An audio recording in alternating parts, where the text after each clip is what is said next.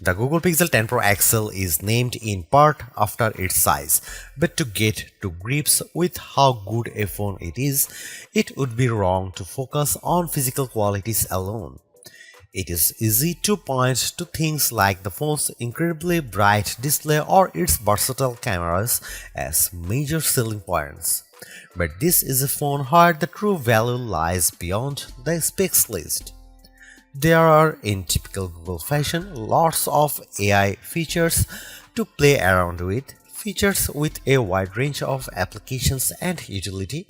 It's just a pity that Google seems to have learned some bad habits from Apple in not having all its features ready for launch day. Plus, Google flagship phones' inherent weakness in terms of power remains, even if battery life has improved. As the final big Android phone launch expect this year, I have been testing the Pixel 10 Pro XL against its main competition and also the latest iPhone just in case you are considering switching to or from an Apple phone. It's resulted in some of the most interesting phone comparisons of 2025 and I am thrilled to be able to take you through them. Pre-orders are up for the Pixel 10 Pro XL and its siblings until retail launch day August 28. If and when you decide to buy the Pixel 10 Pro XL, it will cost $1,199. That's technically more expensive than the Pixel 9 Pro XL from last year, but what's actually happened is that Pixel dropped the 128GB model. It's a shame that you can't get a cheaper extra large Pixel now, but it's not strictly a price hike. If storage matters to you, you can spec 512GB or 1TB for $1,319 and $1,549 respectively. But increasing the storage locks off certain color options. Only Obsidian Black offers all three options, while Jade Green is only available in the basic 256GB. There are no big changes from last year in terms of overall shape or materials. Google is still using matte textured toughened glass on the back, Gorilla Glass Victus 2 on the front and shiny aluminum sides holding them together. There is still a reliable IP68 dust and water resistance rating too. There are alterations to be found if you look closer. Google made the phone's rear G logo metallic, slimmed and bezel around the rear camera bar, moved the SIM card tray to the top of the phone and added a second speaker opening to the bottom. But the only real difference is the overall width. The size change results in a larger display and a total weight that's about 5% heavier than the Pixel 9 Pro XL. That gives the Pixel 10 Pro XL the status of the heaviest of the main flagship phones on sale today, although only by a few fractions of an ounce. One other changes that applies only in US Pixel 10s is the removal of physical SIM support. It's eSIM only for American customers, while the rest of the world can still plug in their nano SIM card.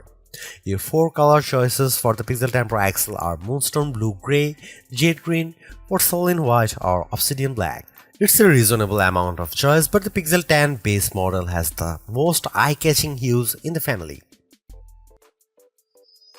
You might be surprised to hear that the Pixel 10 Pro XL's camera are identical to the Pixel 9 Pro XL's, at least on paper.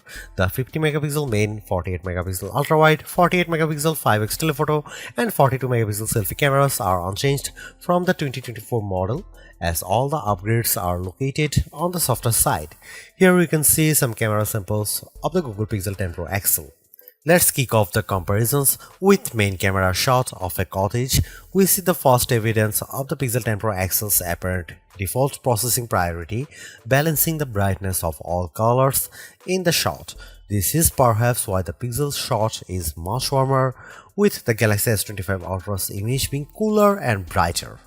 Against the iPhone 16 Pro Max, the Pixel 10 Pro XL also looks less bright but punches up the colors in return. The trees in the background in this view across a park are much easier to make out in the Google photo. And how does it compare against the outgoing Pixel 9 Pro XL? This photo of disused telephone box shows that the Pixel 10 Pro XL gives slightly stronger colors on the blue end of the spectrum, but is otherwise identical to the Pixel 9 Pro XL's image.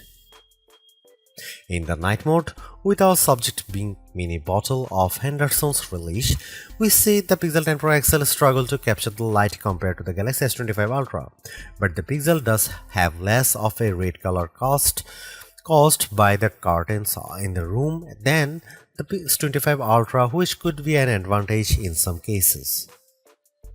Switching to the ultra-wide cameras and looking over a small stream in a wood, the pixel's image pales compared to the S25 Ultra's far brighter shot. This is likely as a result of the pixel's relatively small sensor not capturing as much light and the post-processing not being able to do enough to compensate.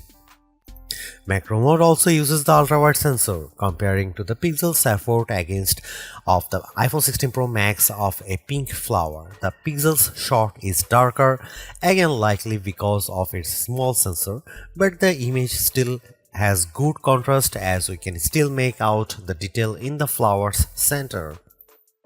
The final rear camera on the Pixel we need to look at is the 5x telephoto camera, which I pointed at a breeze over a lake.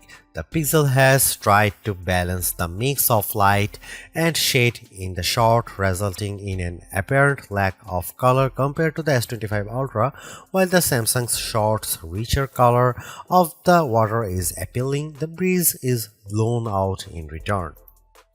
The Pixel 10 Pro XL's telephoto camera offers up to 100x max magnification for the first time, except with the power of ProRes zoom. Images at the level are still legible, albeit potentially inaccurate, but let's start at a less extreme 50x. Zooming in on a milestone's curved lettering, it's already obvious that the Galaxy shot is noisier than the Pixel's, but based on my own observation, the Pixel has over-smoothed the stone, removing some of the texture in an effort to clean up the shot. At 100x, this effect is even more noticeable. A stone that's been sitting outdoors for who knows how long is unlikely to be as smooth as the Pixel's shot would have you believe. But in terms of legibility, while both photos still show the lettering clearly, the Pixel shows them in crisper detail.